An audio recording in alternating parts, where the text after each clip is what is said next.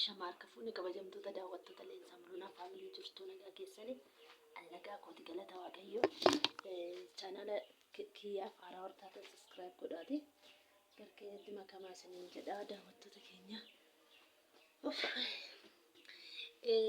Har'a waan tokko waan bareedduu hojii qabadhee dhugaa waaqa bareedduu tokko jechuudha.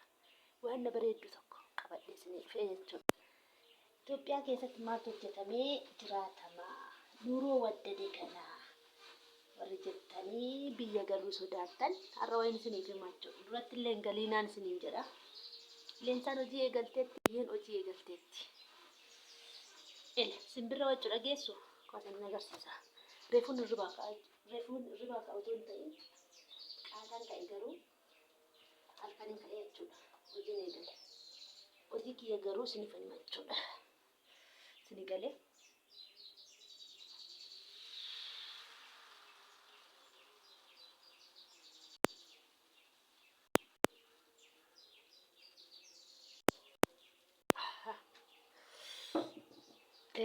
Daawwatkee gana bariidhaan mul'uunaa finciisanii jiru. Ijoolleen ciistee jirti. Animmoo kushiinaan jira jechuudha. Kushiinaa kiyyeen jira. Manirraa xiqqoo akkas gabba'ee jira jechuudha. Kushiinaan akka durii miti. Manni mi'aa achi keessa miti jechuudha. Akka duratti miti. Warra duratti na beektan manni mi'aa mana keessa ture. Amma garuu akkas miti jechuudha. Amma manni mi'aa gannaa ba'eera.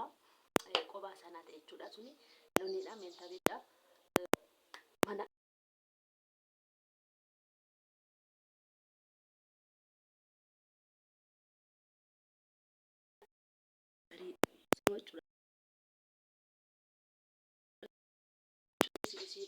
sababbiin isaa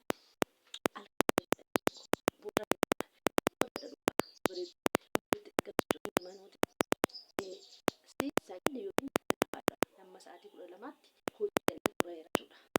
Guyyoon fayyadu biyya keessa dhugaa waan ta'eef yaada qabaannaan sammuu qabaannaan waan hojii hin jechuudha. Nama wantoonni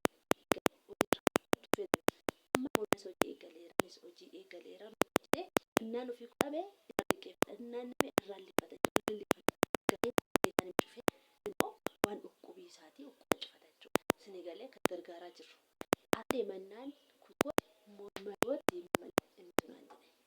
Isinii galee waaqayyo tokko malaa darii galfadhaa lamtama bitti tolchee filatta sakkaba jechuudha. Isinii galee isaan galdoon aarsiisuu jechuudha. Dhukkubii dhabee falatti jira jechuudha. Wanta baay'ee jira jechuudha. Waan baay'eetu jijjiirame jechuudha. Erganni birraa'ee waan jiran ammoo eegaluufaa jijjiiramaan argamsiisa ni qabadheen jechuudha. Waaqa itti qabadhaa.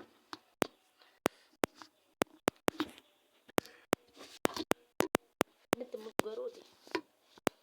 Itti mul'atu. Masaa biddeen san godhan.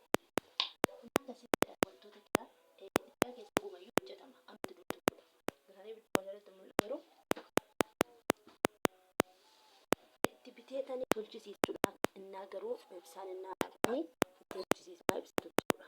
Bichaan garuu ganaa ta'e isheen namni nama hin qabne hoteela guyyaa hundaa jira. Isaaniif dhiyeesseetan waldaa deemu jechuudha. Kanaaf hojiin jira. Baay'ee jira. Wanta baay'ee jira. Hojiin uma jira. Biyya keessa da'anuu jechuudha duratti dhugaa waaqa. Anuu duratti argina hojjetamee jira. Ani deebi'ee mudachuu wal taatu jechuudha. Jedhutti wanti irratti jechuudha. Yoo argina mana murteen taane murteessina dafneetu jechuudha. Garuu hojii warra kan hojjeta jennee murteessina waan argina bira hin dhabu. Ammani jechuudha dhugaa haadha birriiti jechuudha. Isaan inni qaba jiruurra waan haadha birrii jechuudha. Siraa qofaa ijoollee qofaa jabaa qofaa mana keessa siraa hojjetee jira jechuudha. Sirri hojjaa jechuudha gala waaqayyo. Innaa tokko laawunchaas sirriitti galiin galaa lammataa kan mul'atu. Inni immoo hojii isaa sanatti dhaqeen waan sana asii jechuudha. Bakka hojjetu biqiltuu hojjetama. Fooqii yoo filuhaa irratti jechuudha. Fooqii haaraa jechuudha. Achitti hojii bitee mana maatti eeganitti immoo qaamaan kan isa barsiisa jechuudha. Inni hojjechuudha. Asanii qaama kan agarsiisa.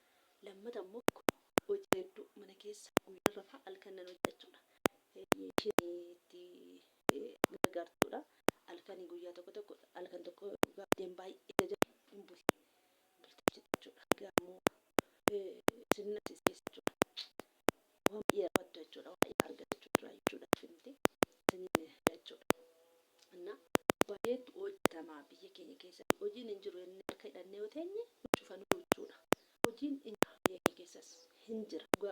Hojii jira jechuudha. Sirriitti jira. Horiin hin jiru. Hojjennee guute isin galee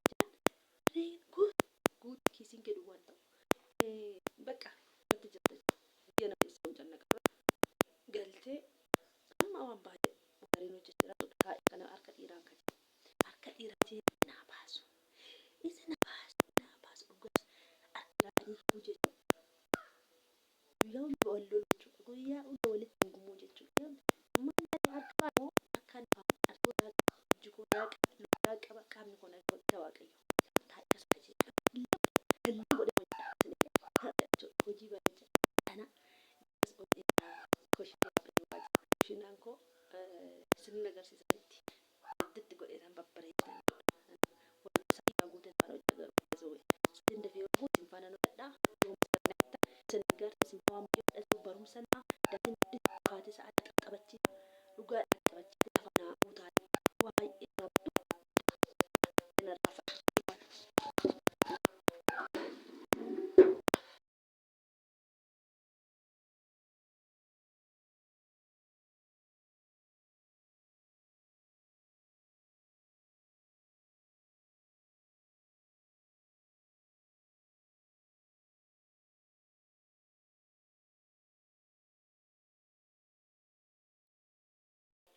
kana pakai maal barani asheetiin itti baay'isiin haala keessa guddaa jechuudha. Ashaangulli baay'isiin koomii qabu koomii yaada koomii gaaffii irratti hundaa'e ofiis kanaa godha gaaffii ta'edha lafa gaafficha sana deebisuudha.